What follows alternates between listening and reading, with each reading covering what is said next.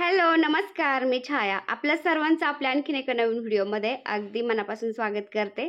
तर या आधीच्या व्हिडिओला तुम्ही सगळ्यांनी भरभरून प्रेम दिलं, त्यासाठी आभारी सर्वांची. आणि तुम्ही म्हणता ना, ताई सकाळ-सकाळ काय करते? तर मी जे केसांना लावायला हेअर ऑइल बनवत असते ना घरीच, तेच हेअर ऑइल बनवण्यासाठी आपल्याला कोणत्या-कोणत्या वस्तू लागतात ना, ते मी गोळा पण करते आणि तुम्हाला दाखवते पण. तर जास्वंदीच्या झाडाची फुलं मी तोडून घेतले आणि तेल बनवण्यासाठी आपल्याला कोरफड पण लागते. तर आपल्या गार्डनमध्ये कोरफडीचं झाड पण आहे. तर त्याचे 2 पानं मी तोडून घेते. आणि तुम्ही बऱ्याच वेळा पाहिलं पण असेल, की आपण कोरफडीचे पानं तोडल्यानंतर त्याच्यातून असा पिवळसर चिक निघतो. तर तो चिक नाही लागत आपल्याला. त्यामुळं थोडा वेळ आपण कोरफडीचे पानं तोडून ठेवायचे. तो सगळा चिक निघून गेला ना, मग कोरफड वापरायची. आणि हे पहा, आपल्या पाठीमागच्या गार्डनमध्ये म्हणजे घराच्या पाठीमागं पण जास्वंदीचं झाड आहे ना, तर त्याला पण भरपूर फुलं आहेत. ते पण फुलं तोडून घेते मी. आणि आपल्याला जास्वंदीच्या झाडाची पानं पण थोडीशी लागत असतात. जास्वंदीच्या झाडाची पानं, फुलं दोन्ही मिक्स करून त्याची पेस्ट बनवून जर केसांना लावली ना, तरी पण केस गळायचे थांबतात. आणि लिंबुणीचं झाड आहे इथं, हे पहा. तर लिंबुणीचे थोडेसे पानं पण घ्यायचे, म्हणजे खूप छान वास येतो आपल्या तेलाचा.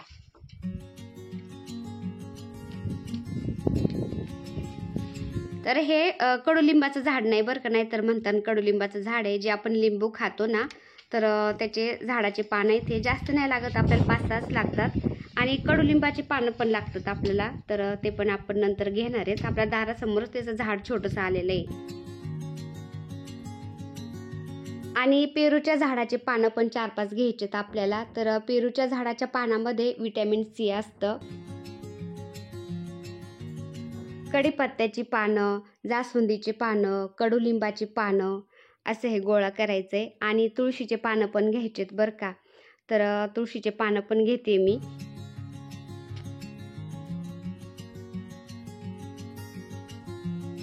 आणि आपल्या दारामध्येच हे कडुलिंबाचं झाड आलंय, तुम्ही बघू शकता. पावसाळ्यामध्ये असं हिरवं झालं ना, जनावरं चरायला येतात आणि ते लिंबाच्या झाडाचा शेंडा खाऊन टाकतात आणि मग ते मुळापासून पुन्हा फुटतं. त्यामुळं ते असं बोनसाई झालंय, जागेवर मस्त डेरा झालाय त्याचा. पण कडुलिंबाची पानं अशी मला मिळून जातात. कधी मी पाण्यामध्ये उकळते, त्या कडुलिंबाच्या पाण्याने केस धुते. तर असं फंगल वगैरे झालं ना, ते निघून जातं, चांगलं असतं. आता टेरेसवरती मी कढीपत्त्याचं पानं, त्यानंतर रोजमेरीची पानं आणि पुदिन्याची पानं घ्यायला आले. तर इथं थोडंसं पालापाचोळा दिसला मला. तर हवा चालू असते ना दिवसभर, झाडाचे थोडेसे पानं गळतातच आणि पाणी घातल्यानंतर झाडातली थोडीफार माती पण खाली गळती. तर थोडंसं झाडून घ्यावं म्हणलं. आणि लाईटीची शेगडी ना, ती टेरेसवरतीच होती. तर मग हवेला छान वाटण म्हणलं इथं तेल बनवायला निवांत थोडंसं. कारण टेरेसवरती ना, जे इंडोर झाडं असतात, सावलीतली झाडं असतात ना, त्यांच्यासाठी आम्ही ग्रीन नेट टाकलेलं आहे वरती ना. तर अशी सावली राहते आणि दिवसभर हवा भरपूर सुटती. तर छान वाटतं. आणि इतकं काय कडक ऊन झालेलं नव्हतं, दुपार नव्हती झालेली, सकाळच होती ना, त्यामुळं जास्त असं झळाया वगैरे लागत नव्हत्या. म्हणलं इथंच आता तेल बनवते. झाडांच्यात पालापाचोळा गळालेला अजिबात आवडत नाही. तर मी लागले मग थोडं झाडायला. आणि हे फौजी साहेबांनी पाईपाचं असं बनवलं होतं ना, त्याच्यामध्ये असं लोंबते वेल लावलेत ना, ते खूप छान झालेत, आता मस्त खाली लोंबायला लागलेत. आणि तुम्ही बघू शकता झाडांची पानं, थोडीफार माती, किती राडा निघतोय. तर झाडांचं मेंटेनन्स पण खूप असतं बरं का. आपल्याला झाडं खूप छान वाटतात, पण त्यांना लेकरासारखं जपावं पण लागतं आणि त्यांच्यात असं थोडंसं साफसफाई पण ठेवावं लागते.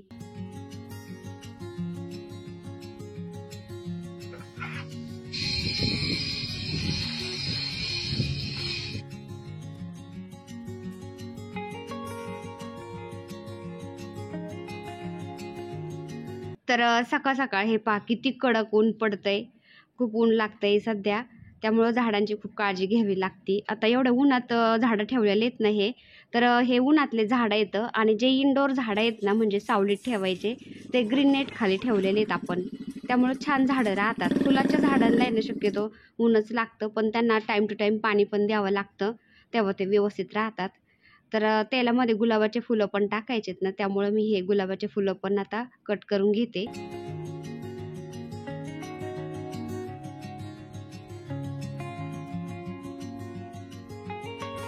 आणि कडीपत्त्याचं झाड आपण इथं ग्रो बॅगमध्येच लावलेलं आहे टेरेसवर, पण इतकं भारी झालंय ना ते, त्याला खूप साऱ्या फांद्या फुटल्यात. तर स्वयंपाकाला मला कडीपत्ता भरपूर होऊन जातो, तर त्याचेच मी बरेचसे पानं घेतले आता तेलामध्ये टाकण्यासाठी.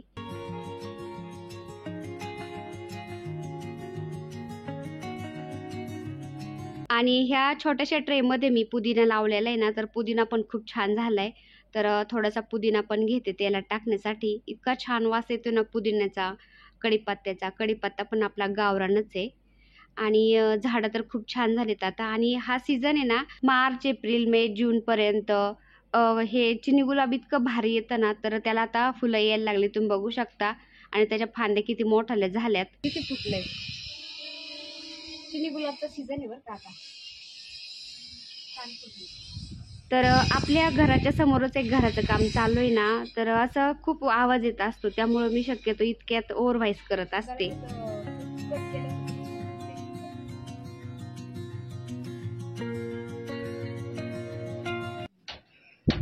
उठलं का रे? अरे वा. बस एवढं. हा. आणि कधी सुकावळा दाखव मुळे किती आणलं.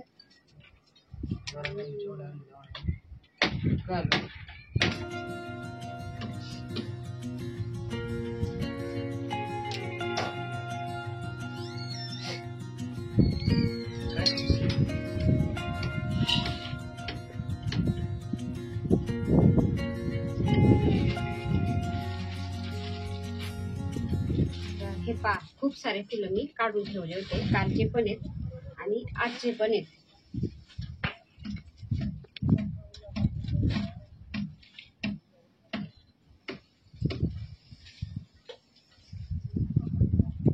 आता तेल बनवण्यासाठी मी लोखंडाची कढई घेतली. तुमच्याकडे लोखंडाची असेल तर ती पण घेऊ शकता, नाही तर नॉर्मल घेतली तरी पण चालेल.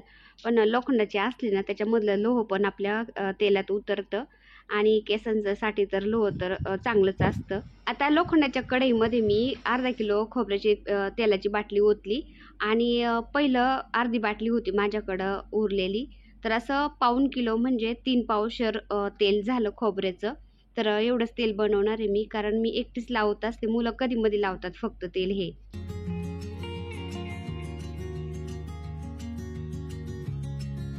आता कोरपडीचं एक पान मी असं मधून म्हणजे एक साईडकून फाडलंय, म्हणजे कापलंय आणि त्याच्यामध्ये मेथी दाणे भरलेत. आता हे 2 दिवस असेच ठेवायचे, त्याला मस्त मोड येतील किंवा फुलले तरी पण चालतं, कारण कोरपडीतलं सगळं त्याच्यामध्ये ते शोषलं जातं ते दाण्यामध्ये मेथीच्या. आणि मग ते फुगले की आपलं तेल तयार झालेलं तर आधीच असतं, मग त्या तेलामध्ये त्या बाटलीमध्ये ते दाणे सोडून द्यायचे. आणि बाकीची मेथी घेतलेली ना आपण, तर ती थोडीशी कुटून आपल्याला तेलामध्ये घालायची. आणि कोरपडीच्या एका पानाचे मी बारीक बारीक तुकडे करून घेतलेत तेलात घालण्यासाठी. आणि आता 2 कांदे घेतलेत, तर कांदे पण मी कापून घेते, तर आपल्या केसांच्यासाठी कांदे पण चांगलं असतं.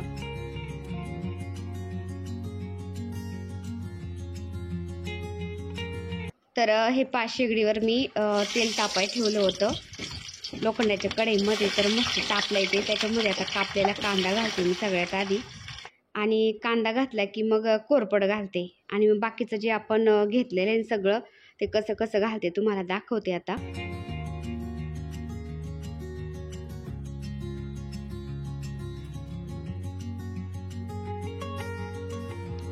कांदा कोरपड घातल्यानंतर आता मी कडुलिंबाचा पाला घालते, आणि त्यानंतर पेरूच्या झाडाची पानं, त्यानंतर जास्वंदीच्या झाडाची पानं घातले मी 5-6, आणि पुदिना घेतला होता मूठभर, तर पुदिना पण असा थोडासा चुरगळून तोडून घालते. त्यानंतर कढीपत्त्याची पानं, आपण लिंबू खातो ना, तर त्या लिंबाच्या झाडाची पानं आणि तुळशीची पानं हे सगळं याच्यामध्ये घालते मी. आणि आपल्या गुलाबाच्या झाडांना भरपूर फुलं निघले होते ना, तर त्याच्या पाकळ्या पण याच्यामध्ये घालते मी.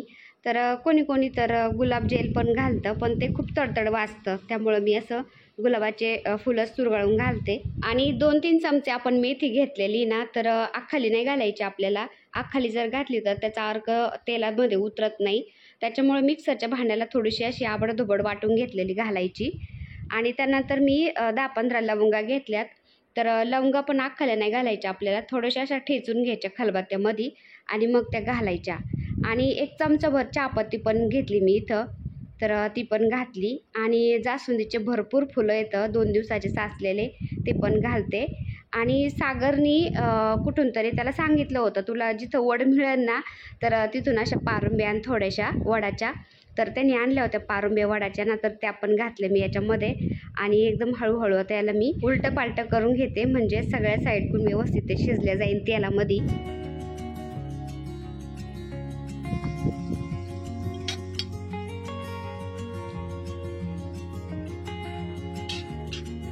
आता सगळ्यात शेवट मी ह्या तेलामध्ये ना रोजमेरीचे पानं टाकते. तर तुम्ही बघू शकता रोजमेरीचं झाड आहे आपली इथं, इतकं छान झाड आहे ना, खूप हेल्दी झाड आहे. तर आमच्या इथं नर्सरीमध्ये शक्यतो हे झाड मिळत नाही. पण मी असंच गेले होते एक दिवस नर्सरीमध्ये ना, ते बाय चान्स मला ते मिळून गेलं, तर मी दिसलं तर लगेच घेऊन आले त्याला. आणि ते घरी आल्यानंतर खूप छान रोपलंय पण. तर ह्या रोजमेरीच्या झाडाचे पानांचे आहेत ना इतके उपयोग आहेत ना, म्हणजे अक्षरशः त्याच्या खोडापासून, त्याच्या काड्यापासून सुद्धा तेल काढलं जातं आणि ते खूप महाग विकतं. त्याचे पानं सुद्धा सुकलेले आपल्याला ऑनलाईन मिळतात. त्याचं तेल बनवण्यासाठी भरपूर उपयोग आहेत त्याचे. तुम्ही हे गुगलला किंवा युट्यूबला जरी सर्च केलं ना, तर त्याची पूर्ण माहिती तुम्हाला मिळून जाईल. साधं थोड्याशा पाण्यामध्ये पण ते रोजमेरीचे पानं उकळले आणि ते पाणी जर आपल्या केसांना लावलं ना, तर ते टोनरचं काम करतं. आणि तेलामध्ये उकळून जर आपण ते तेल लावलं डोक्याला, तर ते पण खूप फायद्याचं ठरतं आपल्या केसांना. तर असं मी हे झाड लावलेलं आहे, त्याचेच पानं मी या तेलामध्ये घालते आता. तर आपल्या केसांच्या आरोग्यासाठी रोजमेरी खूप उपयोगाचं ठरतं. साधं त्या झाडाला हात जरी लावला ना आपण, त्याचा इतका छान वास येतो ना. तर रोजमेरीचं तेल आहे ना आपण केसांची वाढ होण्यासाठी लावू शकतो. त्यानंतर आपल्या केसामध्ये कोंडा होऊ नये यासाठी लावू शकतो. अजून भरपूर उपयोग आहेत त्याचे. आणि आपल्या चेहऱ्यावरती म्हणजे पिंपल्स, मुरूम यावा नाही यासाठी पण ह्या रोजमेरीचा वापर केला जातो. आपली त्वचा ताजीतवानी राहण्यासाठी सुद्धा ह्या रोजमेरीचा वापर केला जातो. आणि मी बऱ्याच ठिकाणी म्हणजे वाचलं, तर रोजमेरीचा चहा सुद्धा पिला जातो बरं का. असं म्हणतात की रोजमेरीच्या पानांचा जर चहा घेतला ना आपण, तर आपल्या हृदयाचे आरोग्य सुधारतं. तर हे पहा, अशी छोटी वाटीभर मी पानं टाकते रोजमेरीची ह्या तेलामध्ये. तर खूप छान वास येईल आपल्या तेलाचा. तर ह्या रोजमेरीचे उपयोग सांगावे तितके कमीच आहेत. तर तुम्ही यूट्यूबला किंवा गुगलला सर्च करा, तुम्हाला सगळी माहिती मिळून जाईल. तर आता ह्या तेलामध्ये सगळं टाकलंय ना आपण, 5-10 मिनिटं चांगलं शिजून द्यायचं याला.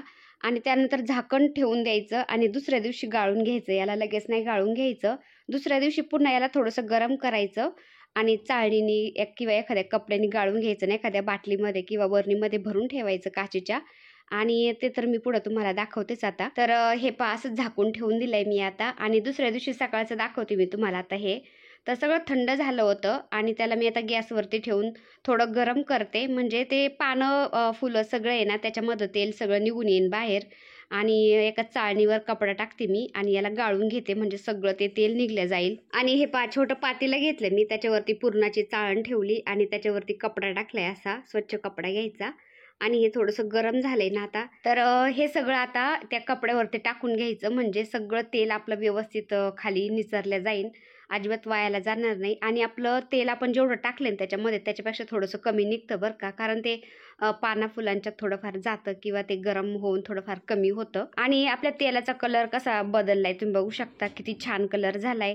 तर हेच तेल आपण जर विकत घ्यायला गेलं ना, तर इतकं महाग मिळतं ना. आणि त्याच्यात आपण जेवढे म्हणजे इन्ग्रेडियंट्स वस्तू टाकलेत ना, तेवढं टाकलेलं पण नसतं. आपण घरच्या घरी असं एकदम ओरिजिनल मस्त तेल बनवू शकतो आपल्या केसांसाठी. तर माझे तर थोडेफार पिकलेले आहेत केस, थोडेफार काय बरेच पिकलेले आहेत, कारण बरेच दिवस मी बोरचं पाणी वापरत होते आणि म्हणावं अशी काळजी पण नाही घेतली मी मध्ये मध्ये. पण आता मुलांचे पण पिकू नये किंवा जेवढे राहिलेत काळे तेवढे तसेच व्यवस्थित राहावा किंवा केसांची वाढ व्हावा यासाठी मी आता हे तेल बनवत असते. तर बऱ्याच दिवसापासून बनवते मी तेल आता. तर हे तेल लावायला लागल्यापासूनच माझे केस गळायचे कमी झालेत आणि वाढ पण छान झाली केसांची. आणि पाठीमागं मी तुम्हाला एकदा बोलले पण होते की माझ्या केसांमध्ये खूप असा कोंडा झालाय आणि मी दवाखान्यात पण गेले होते. पण मला दवाखान्याचा काहीच फरक नाही पडला, तात्पुरता फरक पडला, पुन्हा कोंडा झाला होता. मी पुन्हा हे तेल बनवायला लागले आणि लावायला लागले, तर माझे केसांच्यातला सगळा कोंडा पण गेला, एकदम व्यवस्थित केस झालेत आता. तर ती माझी चुकी होती, कारण मी कंटाळा केला होता तेल बनवायचा ना. चांगले 3-4 महिने मी तेल बनवलंच नव्हतं, हे नॉर्मल आपलं खोबऱ्याचं तेलच लावायचे. तर मग केसांच्यात कोंडा झाल्यापासून मी पुन्हा बनवायला लागले आता. तर सगळे केसांच्यातला कोंडा पण गेला, त्यानंतर केसांची वाढ पण छान झाली. आता तेल पुढं कसं भरून ठेवायचं ते पण मी तुम्हाला दाखवते. तर हे खूप गरम आहे ना, आता मी हातामध्ये प्लास्टिकची पिशवी घातली आता आणि हे व्यवस्थित दाबून दाबून घेते, म्हणजे त्याच्यातलं सगळं तेल निघून येईल. आणि किती भारी कलर आला आहे आपल्या तेलाला, तुम्ही बघू शकता. जे आपण पानं फुलं सगळं टाकलं होतं ना, त्याच्यातलं सगळं तो अर्क उतरून आला आहे तेलामध्ये. आता याच्यात आपण आहे ना अजून पाव किलो तेल जरी वाढवलं तरी पण चालतं, कारण एवढ्या तेलामध्ये ना आपण ते पानं फुलं सगळं जेवढं टाकलं होतं ना तेवढ्याचा अर्क उतरलेला आहे ना, खूप स्ट्रॉंग तेल झालं हे. त्याच्यामुळं आपल्याला याच्यात तेल वाढवायचं असलं तर वाढू शकतो, नाही तर एवढं जरी ठेवलं भरून आपण आणि थोडं थोडं लावलं केसांना तरी पण आपले केस खूप छान होतात. आता तेल मी गाळून ठेवलं आहे आणि त्यानंतर टेरेसवरती आले, कारण जे रोजमेरीचे पान आहेत ना तेलामध्ये थोडेसे मला टाकून ठेवायचे आहेत, म्हणजे तेलाचा वास खूप छान येईल आणि रोजमेरीचा अर्क उतरण त्या तेलामध्ये अजून. आता कोरपडीच्या पानामध्ये मी हे मेथीचे दाणे फुलायला ठेवले होते ना रात्रभर, तर तुम्ही बघू शकता मस्त फुलायला लागले, त्याला मोड पण यायला लागले. कोरपडीच्या पानातलं जे जेल असतंय ना ते मेथीचे दाणे सगळे शोषून घेतात. कोरपडीच्या पानामध्ये तुम्ही बघू शकता अजिबात जेल राहिलेलं नाहीये, मस्त दाणे फुललेत. आता ते दाणे मी त्या बरणीमध्ये टाकले. त्यानंतर हे वडाच्या पारंब्या असतात ना त्या थोड्याशा ठेवल्या होत्या मी शिल्लक, त्या थोड्याशा अशा ओल्या आहेत ना ठेचते आणि त्या बरणीमध्ये टाकते, म्हणजे त्या पारंब्याचा जो अर्क आहे ना तो पण त्या तेलामध्ये अजून उतरला जाईल आणि दिसायला छान वाटतंय ते. तर आपण विकत जर असं आयुर्वेदिक तेल घेतं ना त्याच्यामध्ये तुम्ही पाहिलं असेल मुळ्या असतात, रोजमेरीचे पानं असतात, त्याच्यात काय काय असतं. तर असं आपण टाकून ठेवायचं आणि वडाच्या पारंब्यात थोडेसे टाकल्यानंतर पुन्हा आता पुदिन्याचे पानं पण थोडेसे टाकते मी.